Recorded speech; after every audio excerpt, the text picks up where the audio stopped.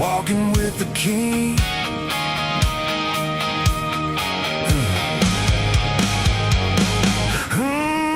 Yeah.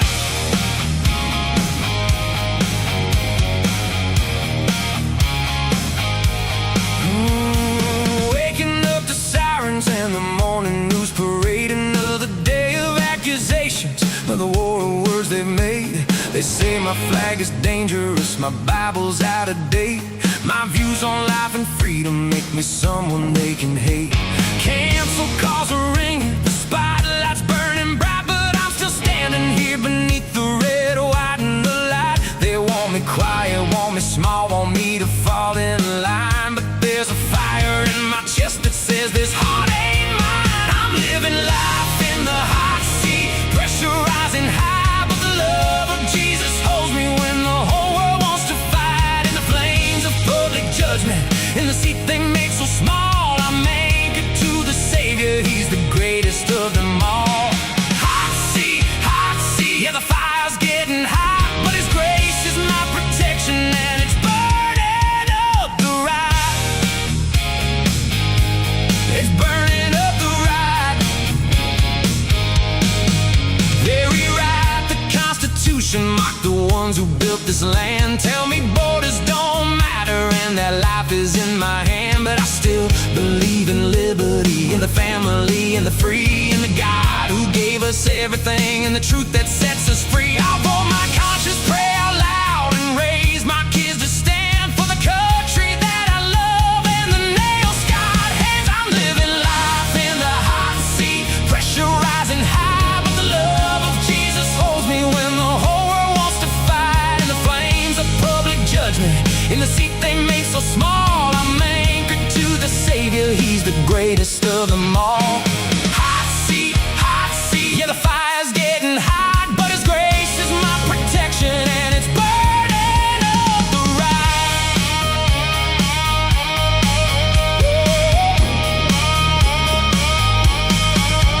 When my knees get weak and the heat is more than I can take, I drop down low and talk to Jesus. That's the move that makes the mountains move, the oceans calm, the dead heart come alive. In the hottest seat this world can build, He's still my peace inside. No politician saves me, no movement sets me free. Only Jesus and His mercy ever did that for me. So let them turn the cameras on, let the critics have their say. I keep walking with my Bible and my head held high today. Conservative and Christian, yeah, I wear it on my sleeve, 'cause the one who died for sinners is the only one I need. The hot seat's getting hotter, but my faith is burning too, and the love of Jesus tells me what I'm called to do. I'm living life in the hot seat, pressure rising high, but the love of Jesus holds me and He'll never let me die. In the fire of accusation, in the seat of public scorn, I'm standing on the rock of ages. I was made to be reborn. Hot seat, let the whole world see a man can live in fire when he's walking with the King. Yeah, walking with the King in the hot seat. Oh, still free.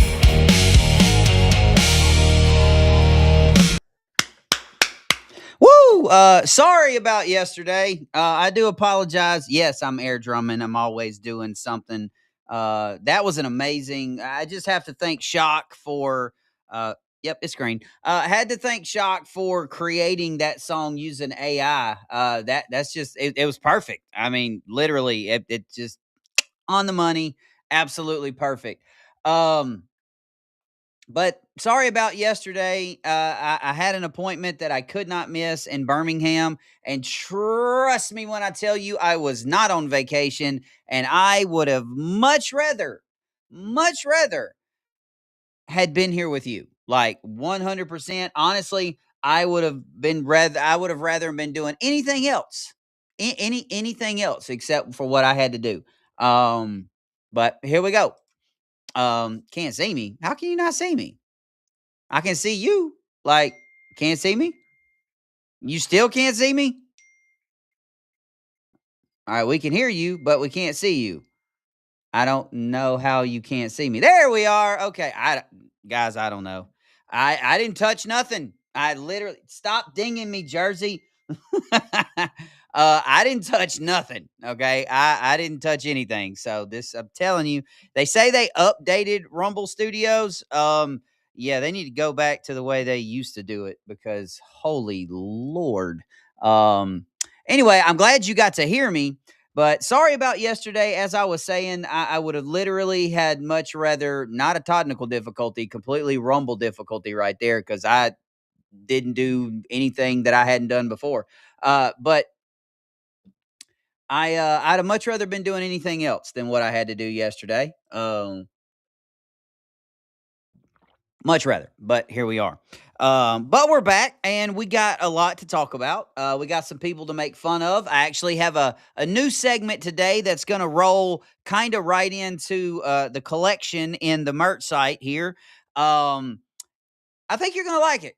I sat there this morning at 8 o'clock, woke up at 7:30 bright and early this morning to watch Ben Crump and the Wells family introduce the autopsy, the secondary autopsy.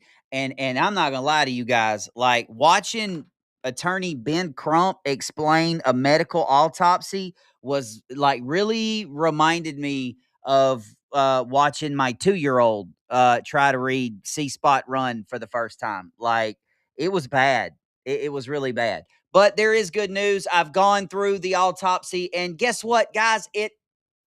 Nothing burger. Absolutely nothing burger. And people are taking little pieces out of it here and little pieces out of it here and rolling it together and trying to make it something that it's not, because I'm telling you, as a medic in the Army, and yes, I know a little bit about a little bit, it was a nothing burger. Absolutely nothing. Nothing. Absolutely nothing. Also, Harry Sisson has stated that he wants to fight people. I don't think that's the route he needs to take. Like, I mean, yeah, I get it. I've dropped 40 pounds since my reconstructive surgery. But yeah, I'd probably take Harry with my good arm tied behind my back and probably still, stomp a mud hole in him. Like, listen, Harry, saying you want to fight somebody, that's just not a route you need to go. All right. Especially with the other video that's attached to what we're going to watch too. No, I'm not fighting him. I'd crush that child. I'd go to prison for like abusing a disabled person if I fought Harry Sisson. Jasmine Crockett is back. Apparently the World Cup is now racist, but not only today's a holiday, and I had no idea. I had no idea that today was a holiday, and Jasmine Crockett let us know that today is a holiday that I didn't even know existed. It's probably one of those holidays that get celebrated more than Father's Day, but I digress. But before we get into all of that, and we're going to close the show off with the fallen and the respect that they truly and rightfully deserve. But before we do that, we're going to make fun of just a whole bunch of people. Is that okay? Is that okay? Because honestly, at the end of the day, that's what I enjoy doing, and that's what we're going to do. But first questions first, okay? For all of you people like Trent, the good Trent, that live up in the woods, where the mooses and the mises and like bears live, like you can, it's nothing for you to be, taking out your trash and, seeing Smokey across the street. I just have a question for you guys. Is this a thing? Like, does this really happen? Because I've never seen an animal do this ever. And so this is my question to you guys that, that have like bears. Is this normal? I know. I'm on Highway 56 Are you calling about a bear? Yes. Yeah. Bear Yes. It's on the power pole. Yeah, it's alive. on a telephone pole, Yes. Yes. Just and it's leave living. it be. Okay. And because I already called the game. All right, is that normal? Like is that normal? Like, do bears climb telephone poles and just sit up there and hang out? Like, is that a thing? Is that a thing? I've I've been alive for 43 years at this point. 43 years I've been on this earth. Not once.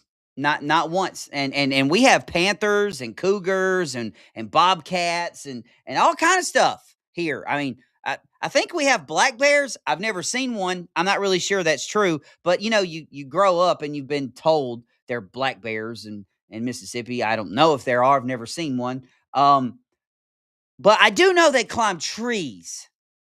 Okay. But surely a bear is smart enough to go, what is this tree doing in the middle of no trees? Sure, I'm going to climb it.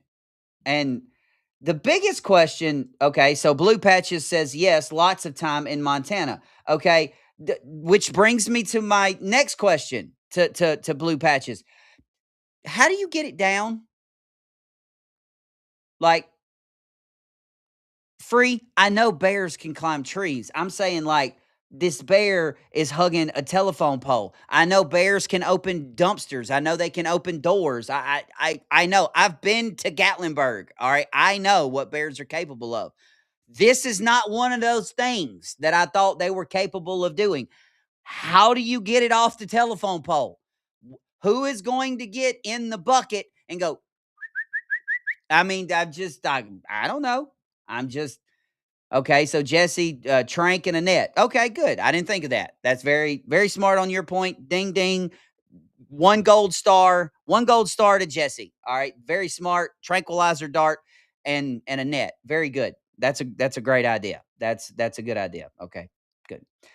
Or you can do what Free said. You could shoot it and have a good dinner for that night and make a really nice rug out of them. I like that idea. So, yeah, and that's what I was thinking, RL, very carefully. Very, very carefully. Um, well, this Gen Zer here admits something that we all know to be true, and you know what? I got to say, much respect. I mean, it is pitiful, but I got to give her respect for this TikTok. Post this shit on Fox News. No Yeah, problem. I'm Gen Z, and yeah, I don't want to work. I'm fat, gay, and lazy, and I don't want to go to work. Fuck you! Post this shit. And there you have it. I don't know what y'all expect me to say, except bravo. I mean, I guess the rest of you, I mean, at least you're admitting it is the first step to recovery. And all I can say is respect to you, young lady. You're fat, you're lazy, and you're gay, worthless. And at least you know it. Okay. At least you know it. So, how you made it in that room in a bed, probably your parents' house, I'm assuming. But hey, cool. Cool. Good for you. Way to be honest with yourself. And then there was this. I'm just going to apologize up front for what you're about to witness. Mhm. Mhm. Mhm.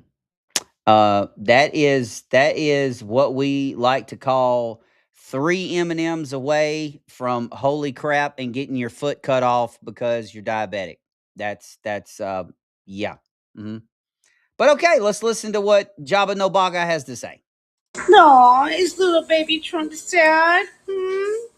It seems as though Spain took you out of their photos. No. Well, guess what, you stupid bastard?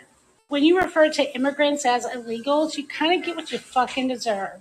You're a piece of shit that needs to be removed from fucking office.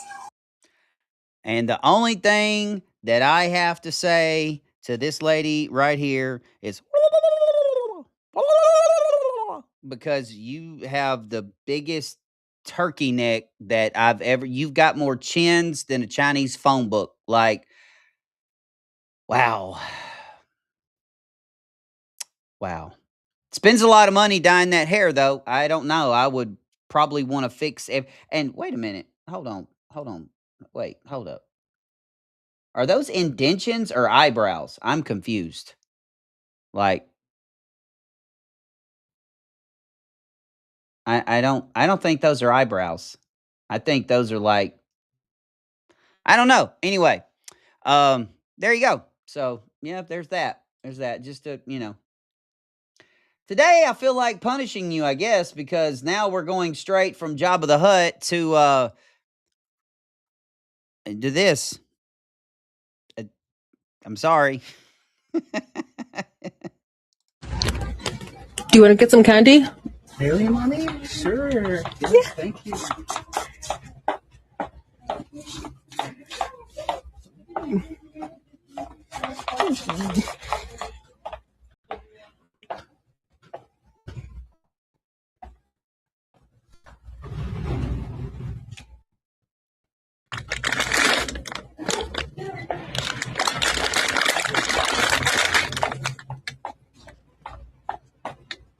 Okay, that's all I can take. That's all I can take. Listen, I know y'all, I see it. Why, Todd? Why? I know. Listen, okay? It's because that dog on All Dogs Go to Heaven told me that I had to share. Okay. And so I feel like sharing. It's only right. It's only right. The more you share, the more you're gonna get. So, like, when I have to see this stuff, I feel like I have to share it. And Jersey's probably right. Kendra probably does need to take my phone away to reset my algorithm. But you know what's really, really messed up? Why my algorithm is jacked up? It's y'all's fault because y'all are the ones that send me this crap. Like most of you send me this crap. And so now my algorithm is just full of it. Okay? Like this. Free sent me this. Okay? This is a Florida student, and we've all seen this right here, just losing his mind. He's Shay!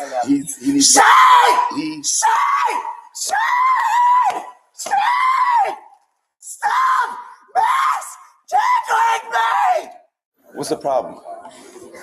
Why do you let those kids get away with this? They are not supposed to be here! If you don't lower your voice, I am going to put handcuffs on you and I'm going to take you to a Baker Act facility. You lower your voice. Try it. Are you threatening me? Can we get another unit to deal with Jay Lee here? He is having a breakdown. Shay!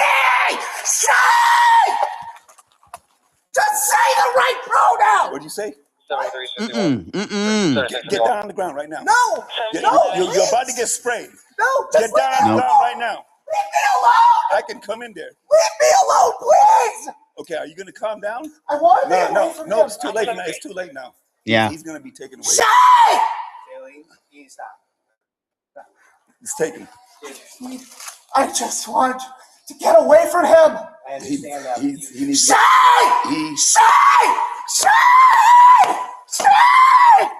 Stop misgendering me! Just say Shay! Please step in. Watch your head. Do not push me.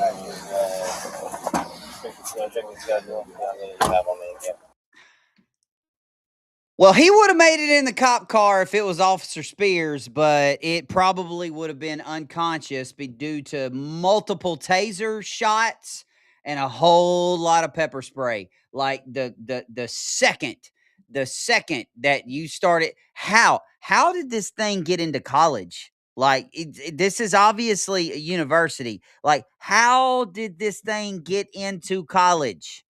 Okay. That's the question we really have to find. That's the answer that I really want to know. Okay. As I told you guys, and I always tell you guys, I'm not interested in the what and the who and all of that. I want to know the why. Like, why is this thing in college and what is it majoring in? for that matter. Like, no. The second you would have started running around acting like a child in Walmart because you didn't get your toy, I would have tased you. And I probably forget backup. That law officer should have called an exorcist. Had some holy water. And Lord have mercy, in the name of Jesus, like cast the demon out of this, whatever this thing is. Like, I've never in my life, never. Like, this is the No Child Left Behind in full effect right here. Like, full effect. I hate this wire. Get over here. All right, there we go. That's No Child Left Behind in like full steam right there. Not because that child should have been left behind like 7 or 8 times at least. And this is what happens when schools take away corporal punishment. Like when schools no longer take little Jimmy out in the hallway and take a paddle and paddle his ass. Okay. These are the children that you turn up with. These are the children that you turn out with. And parents, listen, I love you all. I know there's a bunch of you out there that you have kids of all ages, whether it be a teenager to a 10-year-old to a 5-year-old. The biggest piece of advice I can tell you is figure out what tortures your child and do that. Okay. I don't mean that like Gitmo, CIA black bag torture. I mean, I've talked to parents that have told me I've whipped my child and it doesn't seem to work. Well, find something else, whether it be physical labor. I had a friend, like one of my best friends. Family, beautiful family, love this family to death. And I came to visit, and I was looking for their son, couldn't find him. And I was like, hey, bro, where's little, and I'm not going to say his name. Where's he at? And he was like, he was probably like 12 at the time. And he goes, and Dad looked at me straight in the face and said, oh, he's in prison.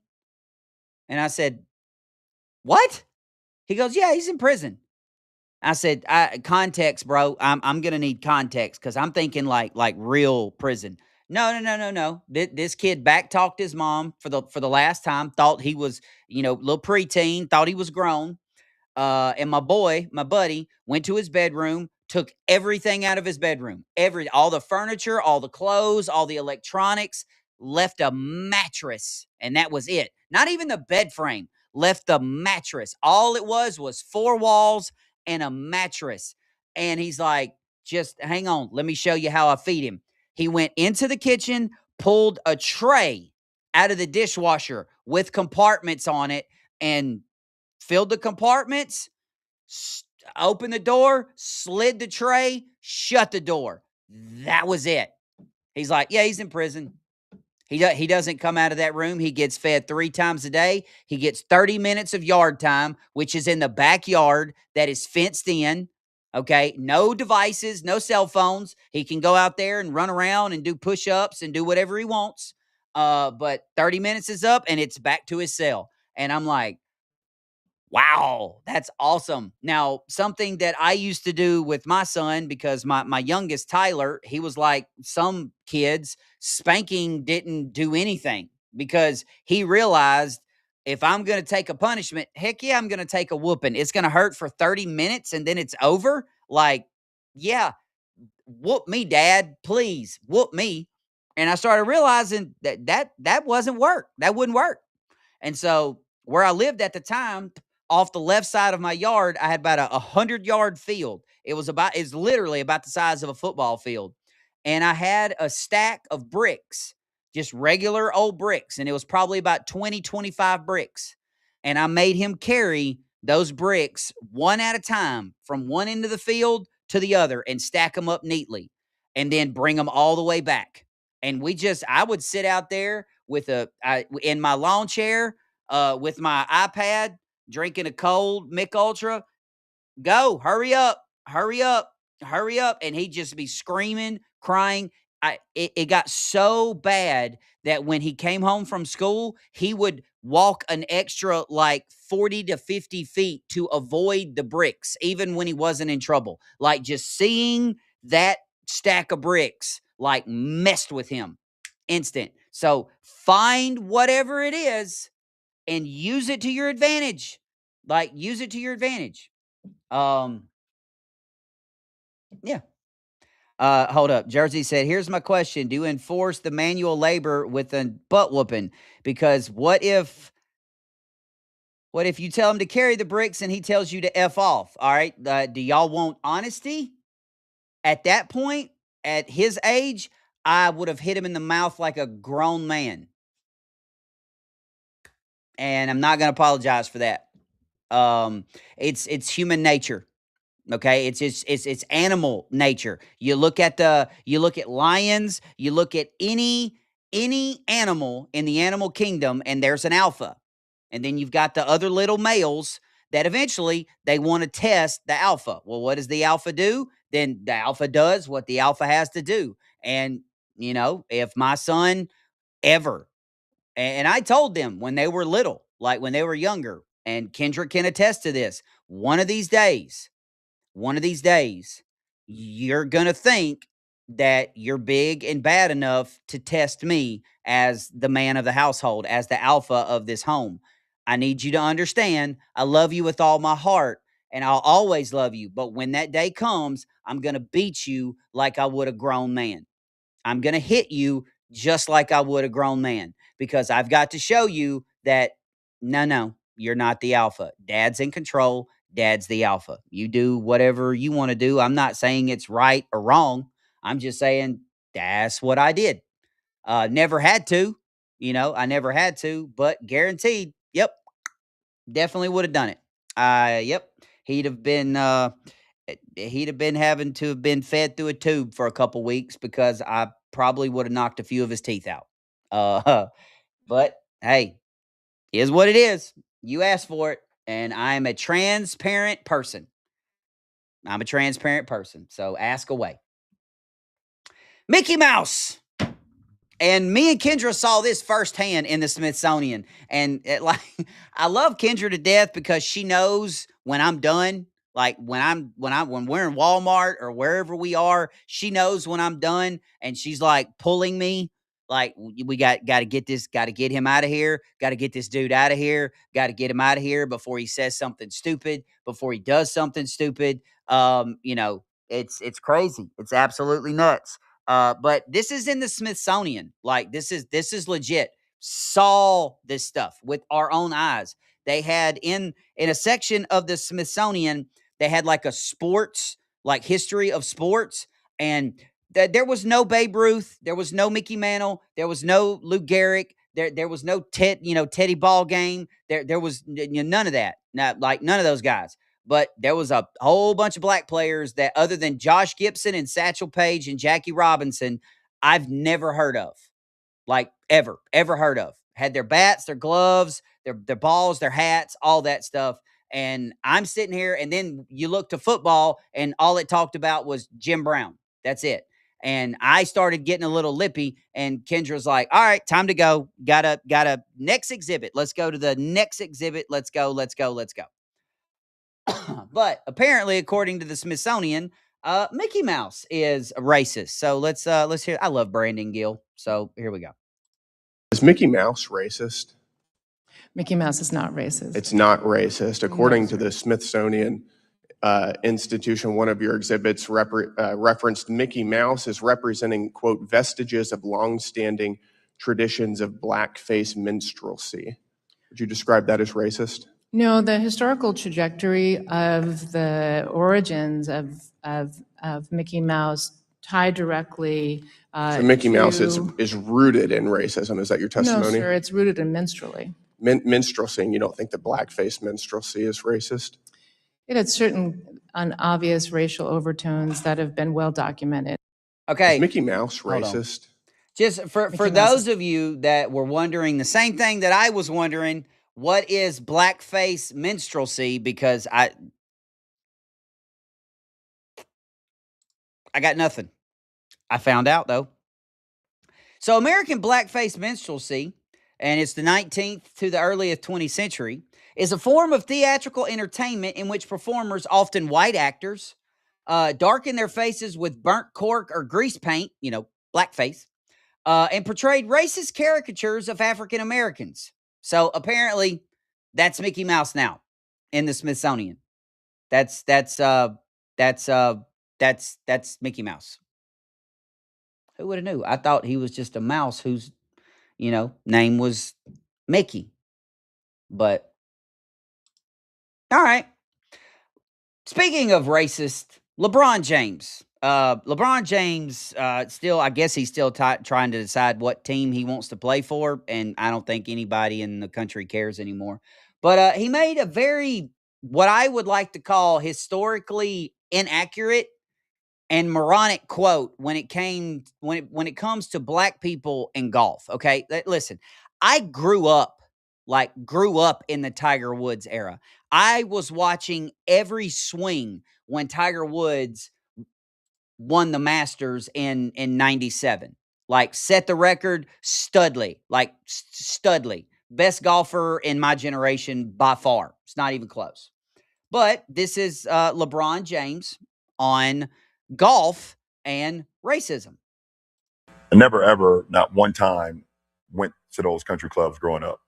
Not because I didn't want to, but probably I wasn't even allowed to set foot at those country clubs, or be around those country clubs. So one of my main goals in not only of playing, the game of golf with my friends, and we have a great time, we go out there and we're going to stop it right there. Okay. And, just for reference, when Tiger Woods won the Masters in 1997, LeBron James was 12 years old. Okay. He was 12. And at that point, there was no such thing as a white-only country club. Now, what he may be confused by is there are private country clubs where they don't just let anybody walk in and play. And Augusta National is one of them, still to this day. All right, story time. In 2004, when I got injured in Iraq, I received my first surgery in Augusta, Georgia at Eisenhower Army Medical Center. And it occurred to me that, oh my God, Augusta National, the Masters, is like literally a mile down the road. And so I'm driving a red Jeep Wrangler, and I turn in. There's this really long driveway. I turn into this driveway, and I start going down it, okay? And I look in my rearview mirror, and I have two armed security guards chasing me, okay? And I immediately stop. They come up, and they go, sir, what are you doing? And I said, listen, I'm not even going to get out of my truck. And I explained I was here. I got hurt, deployment, yada, yada. I did. I'm ashamed of myself. I played the veteran card. I did. I played it. I played the injured veteran card. I just wanted to see it. And the guy was like, look, dude, if it were up to me, I would let you walk all over this course, but I can't. This is a private club. It is members only. You have to be invited to even be on this drive. I could lose my job for you even being here. So, are there still private country clubs in this country?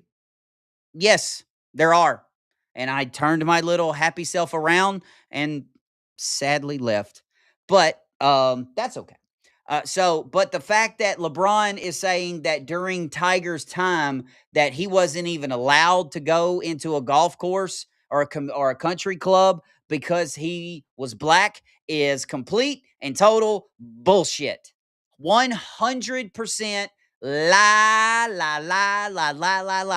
It probably was a private country club and they weren't members and weren't allowed in it. Guaranteed. That's all it was. But, They got that card and they love to play it. No matter how much money they have, they like to play it. So Caitlin Clark, big fan of Caitlin Clark, but I'm really becoming more of a fan of Sophie now. Now, that doesn't mean I watch this crap because I don't. It's like watching WWE with a basketball. It's just boring. I'm sorry. Just ladies, it's your sport. You can watch it. I'll stick to football, baseball, and the NBA. But becoming a huge fan of Sophie Cunningham, and she made she spoke out against biological males competing against females, and good for her. A fantastic basketball player. And she's been a bit of a celebrity. She's actually bonded with Dana White. She goes to UFC events. And I think her profile is only going to grow. The one thing she said in 2022, she came out and basically was against Leah Thomas when Riley Gaines, who's now with us now on Outkick, said, I should not be swimming against a transgender athlete. And then she said she got a lot of hate because of that. She goes, I'm not against transgender. I'm not even political. But she got a lot of negative feedback about So that. what happened is she retweeted, a CBS Sports host tweeted out, female collegiate athletes deserve so much better than this. And so that was in 2022, years ago. She just retweeted it. And then people are putting words in her mouth saying, you know, this is how you feel. And she's setting the record straight in this ESPN interview. She said, I got a lot of negative feedback about me hating trans. And I'm like, I never once said that. I think that I am here to extend love. But I also think with that love is truth, being honest. And I want to protect young girls in a locker room or young girls in sports who shouldn't have to go against biological men. I think she speaks for most Americans. Be who you want to be. Nobody cares. If you're an adult, this is America. You can be who you want to be. You might not agree. That's about as simple as I can put it. And the ladies that are out there that don't care about competing against men are not going to win anyway.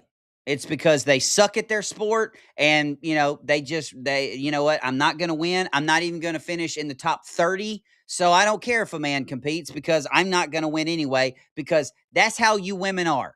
Don't lie. That's how you are. It is the women that are like Sophie Cunningham, that are like Caitlin Clark, that are like Riley, that are good or were good in the sport that they compete in, that have a problem with this. And I personally think all women should have a problem with this. Everyone, whether you're an athlete or not,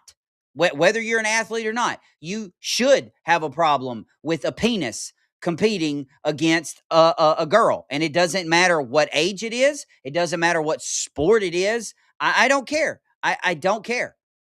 All right. I don't. I don't. And yeah, there's that. Okay, Jasmine Crockett. Let's let her speak for herself, and then we'll come back and we'll talk about it, because I was really confused by this. So I'm going to start a Jasmine Crockett countdown online for like how much longer we have to deal with this like moron. The World Cup that captured the imaginations of the entire world when they... Time out. Okay, and Salty and Jersey are going to get mad at me. The World Cup did not capture the imagination of the entire world. Okay, it didn't. It's still soccer. All right, you spin it however you want. It's still soccer. Okay, maybe in Europe it captured them, but here in America, like the second America took the L and went home, we were done. But anyway. Saw all of these people of color that was playing for all these teams. And ultimately, if you recall, the last two teams, it was Argentina and Spain. And it seemed like the vast majority of the world was rooting for Argentina, or actually against Argentina, right? And why was that? Just give me an explanation if you could guess, if you'll just let them finish the answer. Spain had the best team. Maybe that's why they were rooting for them. There's also a racist history that exists as it relates Mr. to Byer, Argentina. you're recognized. Thank you. Yeah, who cares? It's soccer. She's an idiot, and her and Al Green and Anna Presley and AOC and the rest of these idiots are going to interject race into everything at this point. Like everything, like every single thing, like everything. They got mad at Sophie Cunningham for being a ring girl at a UFC event. Why? Because she's white. Jerry Seinfeld was asked, like, during your show, there was mostly white people, and he got pissed as well. Listen, the country is 70% white, whether you like it or not. You're going to see them. We're around. Because 70% of the country share the same pigment as I do. And I don't know. Apparently, there's some kind of mythical thing that Argentina is racist, and what that has to do with Congress in America, I have no idea. But I'm going to I'm going to build a website that's going to have like a Jasmine Crockett countdown that's going to count down the weeks, the months, the days, the years. I mean, not the years. Thank you, Lord. Until we're done with her. Like I think I'm going to do that. I think I'm going to do that because I think the world needs to know. But that's not all. That's not all. Apparently today's a holiday, and I don't know if y'all know this. And if you haven't celebrated this particular holiday, then shame on you. Shame on you for not celebrating this holiday. And thank you to Congresswoman Jasmine Crockett for reminding us of this holiday. Congresswoman, do you know what today is? Well, of course I know what today is. It's Black Women's Equality Pay Day. Woo! And we know in this country, unfortunately, Black women tend to be undervalued, under-resourced, yet expected to do more with less. The same work for the same pay. This really shouldn't be a hard concept that Black women should get paid. It is Black Woman Equality Pay Day. Yeah. So to all the black ladies out there, and it's Black Woman Equality Pay Day. You tell that boss that you deserve the same pay as everybody else in there. You go do it. You get it done, sister girl. Go do it. You know, not all women equality pay day. No, because that's just crazy. No, just black women. Just black women. Just black women. That's just black women. Just black women. Okay, here we go. So for our new segment of the day, I am calling it the Peckerwood of the Day. And here is my little Peckerwood logo. I really hope y'all can see that. Let me check really quick. Can y'all see the little Peckerwood symbol right here? Can y'all see my little Peckerwood symbol? Can y'all see this? All right, I'm going to wait. Make sure. I hope you see it. Hope you see it. Give me a yes. I'm waiting. I'm waiting.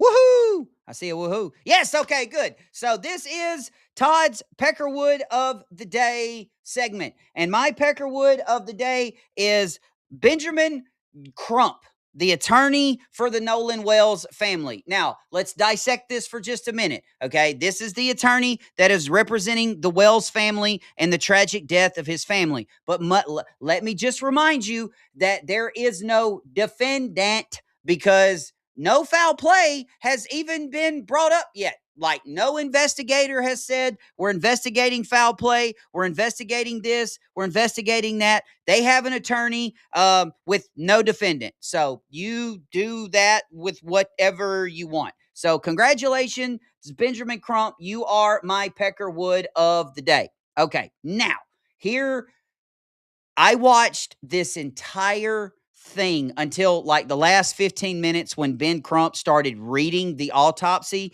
and it was so bad, y'all. It was wow. It would be the equivalent of me trying to read y'all a Spanish bedtime story in Espanol. Like, it would be the equivalent. Like, I'm telling you, when he was reading, I really went back to that scene in Billy Madison, you know, today, Junior, that it was that bad. And this guy's a lawyer. Like, it was that bad. Okay. First off, he starts off introducing doctors and lawyers and NAACP, and they announced they've had the findings of this separate autopsy for like 2 days now, but they waited until the NAACP convention in Chicago, of all places, before they announced the findings. And it started at 8 o'clock. And Kendra's my witness because she was laying in the bed right next to me. And it was started at 8, and it wasn't until 8:45 until he started reading it. And at some point, he started talking about LeBron James and Steph Curry and Trayvon and a whole bunch of basketball players and thanking people that you've never heard of and just talking about, honest to God, just like it was the Joe Biden speech. You know, Corn Pop was a bad guy. And Corn Pop, he landed in the back of cannibals and lick them. And that was the equivalent. If Joe Biden did blackface and gave a speech, That was the equivalent of it. So I'm going to read you the findings, okay, in English, not in Crumpish, of actually what Dr. Mitchell, all right, he is a career forensic pathologist that did this, okay? And so here are the conclusions. I'm going to read these to you. The cause of death, undetermined. Manner of death, undetermined. No skull fractures, no broken bones were identified in the body anywhere. No deep tissue issues were identified that would clearly indicate a violent assault. The examiner did note that there was an area of red discoloration on the back of the upper deck region, like right here, if you can see, all right, like right in this area right here, but stated that it was inconclusive and could not be determined to be traumatic because no skull fracture and the skin tissue, the skin underlying skin tissue was not damaged. You know, consistent with a football player that has to take his helmet off and put it on, and has to take it off and has to put it on, and has to take it off and has to put it on. And if you've ever played football, you know, or a ball cap, all right, it rubs the back of your head freaking raw. All right, just absolutely raw. All right, so now, because of the condition of the body and the limitations of the examination, the pathologist stated that he could not rule out foul play, but he could not rule foul play or conclude that foul play occurred. The body was in an advanced state of decomposition. Important internal structures, including portions of the neck and the throat, they were gone. They were not there because the Mississippi medical examiner still had them, and the official Mississippi autopsy and toxicology report had not been released. So, translation, nothing burger. Absolutely nothing. Cause of death, we don't know. Manner of death, we don't know. No broken bones, no destroyed tissue. That include he got into a fight with anybody, that anything negative happened, that anybody punched him in the face or hit him in the back of the head that caused him to be knocked out and then later drowned. Okay, so that's their report. But that didn't stop Ben Crump from lying. That didn't stop the New York Post from lying. And this is what the New York Post had to say about the autopsy that was revealed. Okay. Oh, wrong one. Still on the Peckerwood. Here we go. Pachow. That Nolan Wells was gruesomely missing body parts during preliminary autopsy, pathologist report shows. Okay, so they're saying that there was body parts missing and that it was gruesome and it was horrible, and that whole headline sounds absolutely terrible. Well, I'm going to add the New York Times to my Peckerwood of the day, because during a forensic autopsy, for those of you who do not know, a medical examiner's goal is to determine the cause and manner of death. The specific tissue examined or retained depends on the circumstances of a case, but a typical autopsy includes this: height, weight, identifying marks, injuries, signs of medical treatment, making a, the Y-shaped incision, removing the brain after opening the skull, the heart, the lungs, liver, kidneys, spleen, stomach, intestines, pancreas, adrenal glands, bladder, reproductive organs when relevant. The reason they have to do this is because they have to be weighed, they have to be examined for disease or injury, and sometimes have to be dissected internally. Other things that have to be collected: blood, urine, vitreous fluid from the eyes, bile, tissue samples from those organs, from microscopic examinations, the ones that were removed, toxicology specimens, and the neck structure in certain circumstances, like drowning, like the larynx, the hyoid bone, the thyroid cartilage, the trachea, and surrounding muscles and soft tissues, and the entire neck block is removed.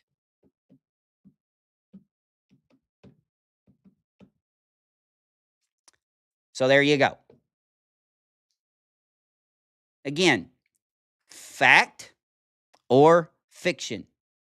Fact and they made a big deal out of that. Like the neck was removed. Big deal. Well, guess what? in certain circumstances, such as a drowning, the whole section of the neck is removed, is removed because it has to be tested additionally and separately.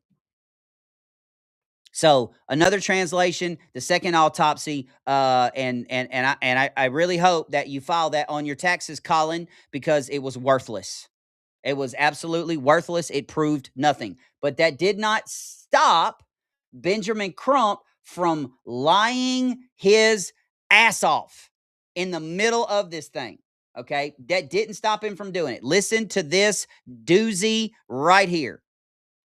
That the United Cajun Navy are so forthcoming. The fact that they told us, we haven't heard from any of their local officials, that Nolan was found face down, fully clothed. Well, that's significant to us because the last time we saw him on the videos, he was without a shirt. So at what point did he put on a shirt? Somebody saw something. Somebody knows something. There were almost 300, 400 people. Somebody knows something. Okay, now this was live, all right? This was live, and you heard him say it. There's no other way around it. The Cajun Navy told us that they found Nolan. He was fully clothed and face down, dead. But the United Cajun Navy saw this and said, "Hold on just a minute, bro. Wait a minute. Nuh-uh. At Attorney Crump, we didn't say Nolan was fully clothed when found. He was wearing only swim trunks. Please don't misrepresent our words." Translation, you're a lying sack of shit. Period. Full stop. And here, hold on. Okay, I got one more video to show you. Thank God for Brandon Tatum. Brandon Tatum's down here in Mississippi interviewing the boys whose lives, regardless if they're found innocent or not, regardless if any foul play is determined or not, these boys' lives are ruined. Ruined by social media. Ruined. But there was one kid that was brave enough to do an interview with Brandon, and here's 2 minutes of it right here.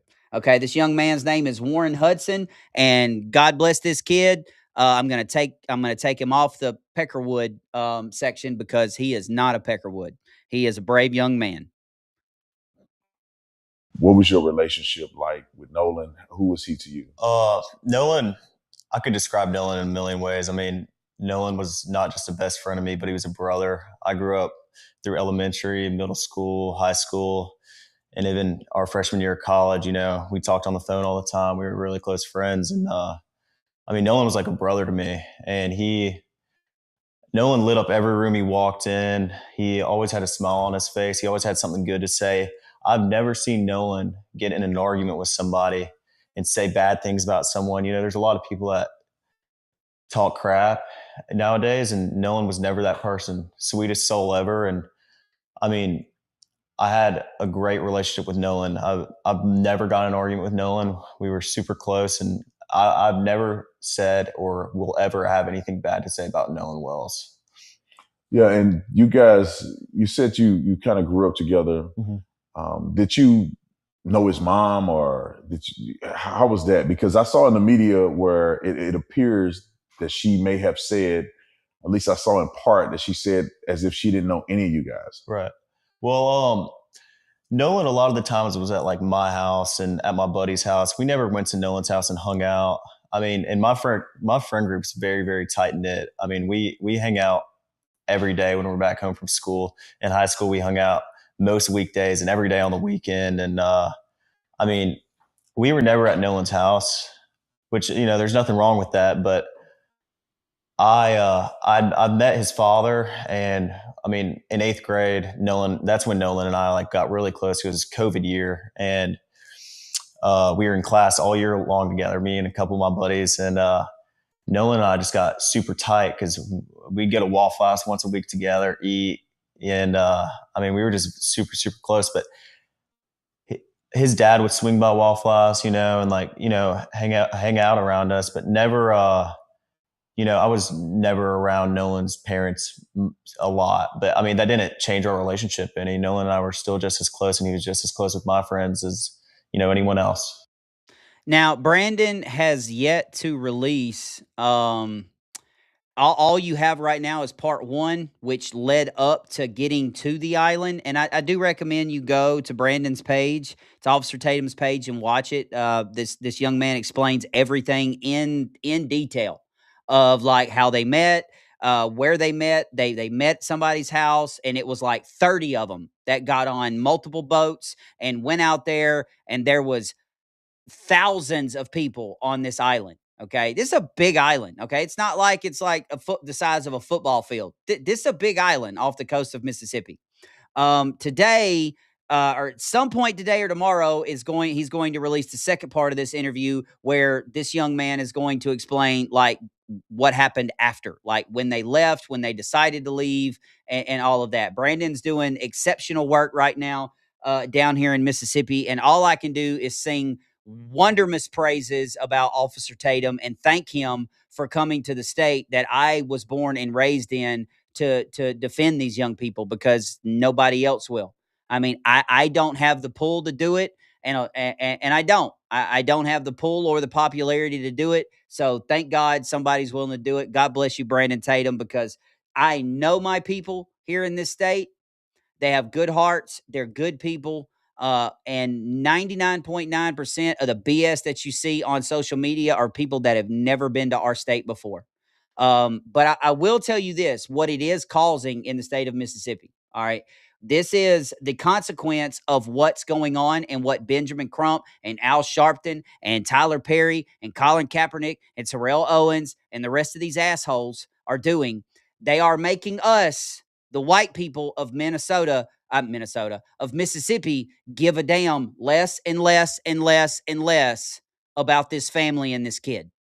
Because when this first happened, it was a tragedy. And honest to God, it broke my heart. Like, it really did. No parent should ever outlive their child. But this circus that is going on right now is making me care less and less and less about it. And I'm just being honest. And I promise you, I'm not the only one. All right. What you are doing, Crump, what you are doing, Sharpton, what you are doing, Kaepernick, is you are creating racist white people who typically were not racist to begin with. But you're making them that way. And it's not because they want to be. It's because of the fatigue. We're exhausted. All right. We're tired of being the villain in everybody's freaking story. You didn't get hired. Well, it's got to be a white man's fault. You failed the test. Well, it's got to be a white man's fault. You lost your child. Well, it's a white guy's got to kill him. All right. Let me just paint a picture for you, Attorney Crump. 4 black kids have been murdered in the state of Mississippi since Nolan Wells died. 4 kids under the age of 20 have been murdered in the state of Mississippi since Nolan Wells died. Where's their parade? Where's their protest? Where's their press conference? Where's their GoFundMe? Where's their national headlines? 4 children in our state, black kids, have been murdered since Nolan Wells died. And nobody has said a word about them. This is exhausting. That Brandon even has to come to Mississippi to do this is exhausting. And it's getting to the point to where a lot of us, we don't give a shit about your community anymore. At all. Not even a little bit. The ones that know me, the ones that I grew up with, I'll love you till the day that I die. But you're turning a lot of white people against you. Because this is exhausting. And we'll move on. But before we do, let's talk about Neutronics Labs. Ladies and gentlemen, had somebody send me the email yesterday, and your ladies formula is on the way. So, guys, listen to me. A lot of guys in the chat are already on this right now, okay? It is the man's edge right here. And all you got to do, I took it right before the show. It comes with this little dropper. You put a couple drops underneath your tongue in the morning, a couple drops in the afternoon. And if you go to neutronicslabs.com/hot seat right now and enable auto ship, you're going to get this 50% off, half price. And with that, you're going to get a platinum bottle of the IGF-1 completely free of charge. If you use my code HOTSEAT, you get additional 10% off. Okay, guys, this stuff works. If you wake up in the morning like I used to, all right, and you're just as tired or more tired than when you went to bed, this is the product for you. About 4 years ago, I was put on TRT because my testosterone level was a 7, single digit, 7. The doctor actually told me I was borderline chemical castration. Somehow I was still going to the gym, and it was a medical miracle in her eyes. And so for years, I was on TRT, having to take 2 shots a week. I have not taken a shot since I started taking this product. All right, I haven't. I'm not going to lie to you about it. It's not just endorsed by me, but it's endorsed by a former champ, Roy Jones Jr. He's been on the show a few times already talking about this. He uses this product. And ladies, if what's supposed to happen at night, it either ain't happening the way it used to, or it ain't happening at all. Hello. Just saying. All right. It's kind of like Miracle Grow. Try it out. It'll give you energy and boost your testosterone and get you where you need to be. Ladies, there is an IGF-1 formula for you, and I have 1 bottle left.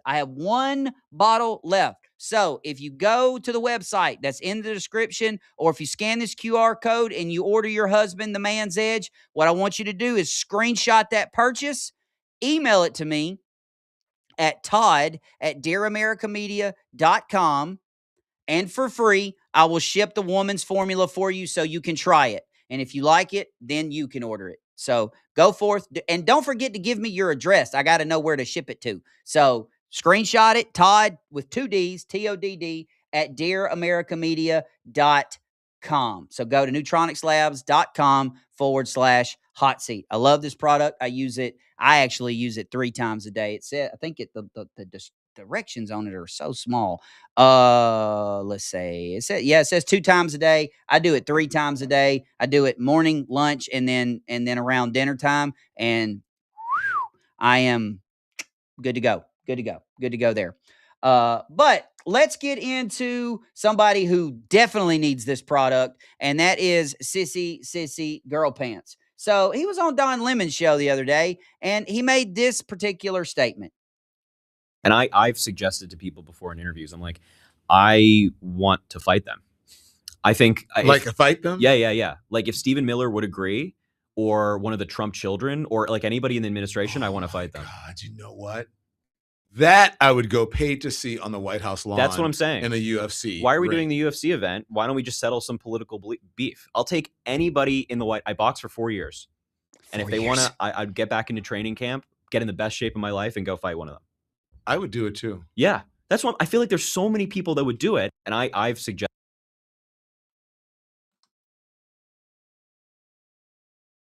Okay.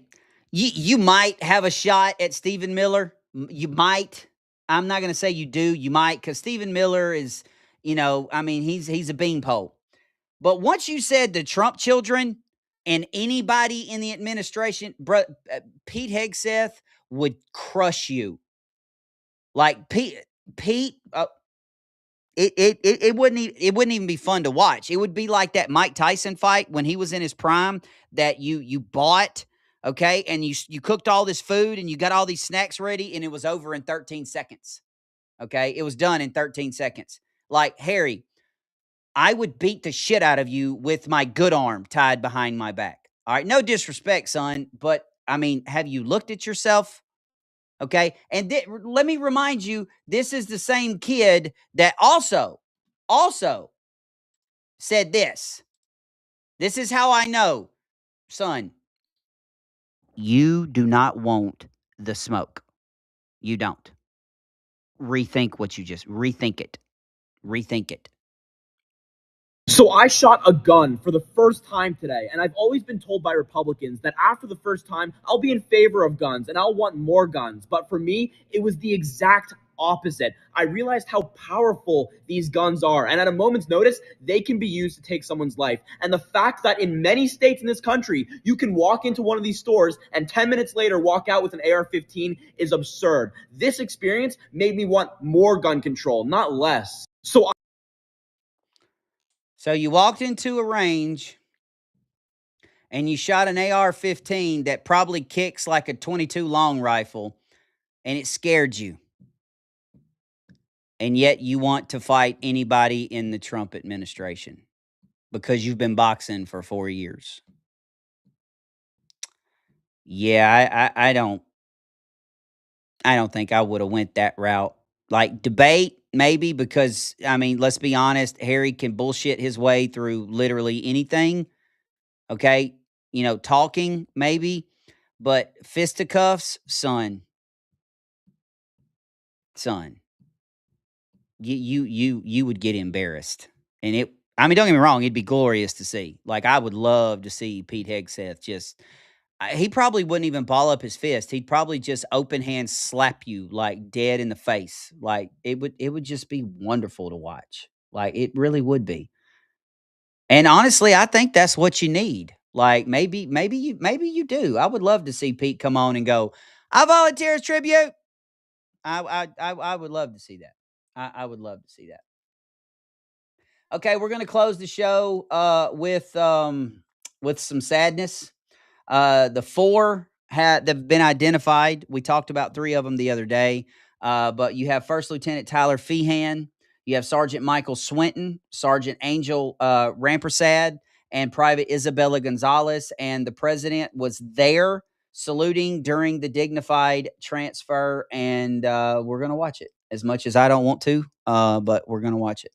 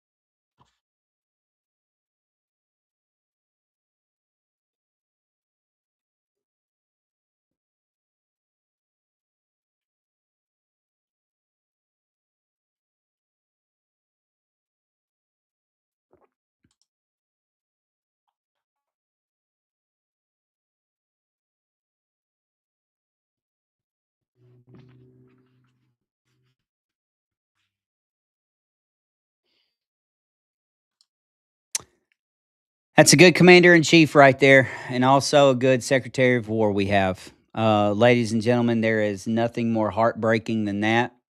There's nothing more honorable than that. Those 4 individuals, when they raised their right hand and they swore to protect you and defend this nation against all enemies, foreign and domestic, they wrote all of us, they wrote us a blank check. And sometimes that check includes their lives, includes your life. And unfortunately, they paid the ultimate sacrifice in defense of this country. And God bless them, and may God give their families as much comfort as He possibly can in an impossible situation. But Godspeed, you 4. And I hope and I pray that you had a relationship with God before you left this earth, before you made the sacrifice. And I hope right now that our loving Savior, Jesus Christ, has embraced you, and you're running around the beaches of heaven right now, unhurt and no pain. I pray that for you, and I also pray that for your families. God bless you, and God bless our military, and God bless our country. President Trump made a statement about this individual, one of these individuals, and let me fix this. And here we go. Well, all I'm going to say is we love you. We love your child, and that's what they are to them. They're their children. There's no games, no nothing. That's their child. And all you can do is throw out your heart. Thank you. All I'm going to say. Love you. We love your children, your husband, your mother, your daughter, your son. As Americans, we can put our politics aside and all agree that we love you, we mourn with you, and hopefully we can look at this situation, and every morning that we wake up, we make a decision to do something that honors the sacrifice that these four individuals made, to earn the sacrifice that these four soldiers made. That's the challenge. You're a citizen of this country. Earn that. Earn it. Another thing that President Trump did is that the family of the fallen First Lieutenant Tyler Feeman will be flying with President Trump on Air Force One as he flies from Dover to Georgia, per News Nation. So this particular soldier, Lieutenant Feehan, is actually on Air Force One, as probably have already landed, but they have announced that he is aboard Air Force One, and the president is actually flying him with him to his family in Georgia. You don't really see that often. A matter of fact, in my lifetime, I don't think I've ever seen that. And ladies and gentlemen, regardless of what you think of the president of the United States, that is what leaders do. And he is the commander in chief, and he took that responsibility, did not take that responsibility lightly.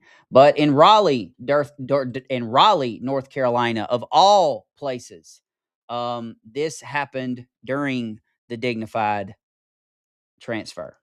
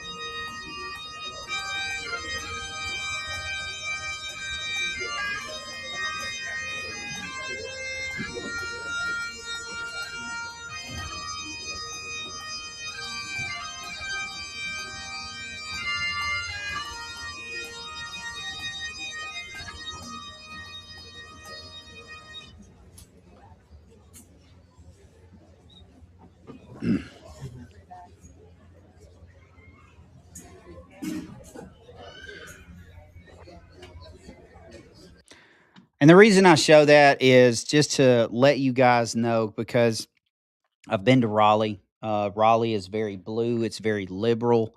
But there are still people that honor the sacrifices that are made by these soldiers. There are still good people out there. The internet's not real, people. Social media is not real. Facebook, Instagram, TikTok, they pay bad news. They pay for drama. They pay for BS. They pay for all the garbage and the trash. Okay, they don't pay for this right here. You have an entire airport in Durham County, in Raleigh, North Carolina, that came to a dead stop when they saw a flag draped coffin being unloaded, and loaded into a casket. And so there still are good people out there. The people that understand what it takes to defend the nation, people that understand the sacrifice that these men and women make every single day, things that we don't even hear about, things that you don't read about on social media, things that CNN don't report. They just want to tell you whose fault it is. They just want to tell you what political party is to blame, or who's to blame. And that's all I got for you today. We'll get to the questions, and then we will close this thing out. Jersey, I would absolutely beat the dog piss out of Harry Sissy Pants. Knew that was coming. Jersey again, who taught Jabba the Hutt how to speak English? I don't know. Wasn't me.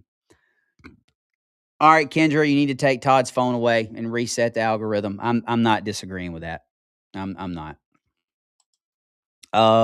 Yep, I've already answered this question from Jersey. Do you enforce the manual labor with a butt whooping? Because if you tell him to carry the bricks and he tells you to F off, what happens then? Well, then, he gets one in the mouth. Trent, fun fact, humans have taste buds inside their... We appreciate that, Trent. Thanks for that good fun fact there. Bruh, these people want black-only spaces so bad. Just grant their wish and bring back segregation. I turn in my black card and can be adopted in the white community. Dude, you're so stupid. 70% is rookie numbers. Y'all need to bump up those numbers, big dog. Pinky said, if killing a fetus is wrong in the Bible, then why did he create miscarriages? Isn't he killing the unborn? Hold up. She also asked, if God's so loving, why is war necessary? Okay, well, I've already answered this question, Pinky, that God didn't create miscarriages. All right, we did. As soon as Adam and Eve bit the apple and sin entered the world, that's when disease and miscarriages and all of the evil things, cancer, leukemia, all of the diseases that we have now today, all of that stuff entered the world. Okay. God's intent was never for us to live in a world that was riddled with disease, riddled with division, riddled with hatred and rumors and lies and division. That was God's never intent. If you go back and you read the first little section of Genesis, you can see what God's intent for humanity was. It was to be peaceful. They didn't even know they were naked. No clue. And God walked with them in the garden. That was the intent. Miscarriages happen because, unfortunately, when sin entered the world, bad things happen to good people. Women have miscarriages. Kids develop cancer. I've got a friend right now in North Carolina that just finished his last bout of radiation and treatment. Bad things happen to good people. And if God is so loving, then why is war necessary? Same answer. Same answer. That wasn't his intent, but he had to pivot.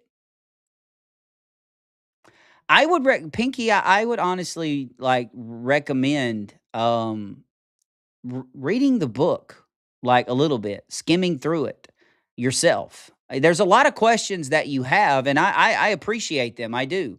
They're not difficult questions, but I would ask you to research this for yourself, to research from some of these things for yourself, and read just a little bit more about this man that we talk about all the time, whose name is Jesus, and it all leads back to the fall and the fact that he gave humanity free will. Wars are started because man has free will to start them. People are murdered because man has free will to do so. Women are brutally raped because man has free will to do so. But on the other hand, man also has free will to choose right and righteousness. And that happens all the time too. And I would say to stop focusing on all of the negatives that you see and all the negatives that you think about, that you can possibly think about, and focus as just as much on the positives that God blesses us with. Like this country that you're living in right now, where you can ask these questions because you have the freedom to do so. You can go to whatever church that you want to go to. Why? Because God put it in the fathers and the founding fathers of our country to make it so that you can go to a gun shop and you can purchase a weapon to defend yourself against a tyrannical government. What about all of the children that are the babies that were not supposed to be born because of some defect that they found out during the pregnancy, like a Tim Tebow? They told the family, they told the mother and the father of Tim Tebow to abort him, that he'd never be right. Look at him now. So if you're blaming God for miscarriages and war, then in the same token, you have to celebrate God for miracles like Tim Tebow.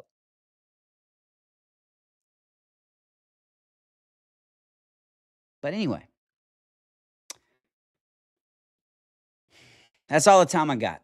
I love you. I miss you. I mean it. The raid is already up to TJ. Y'all go hang out with him. I will be right back here at 8 o'clock for the last word, to end our evening on a devotion, end our evening on a positive note.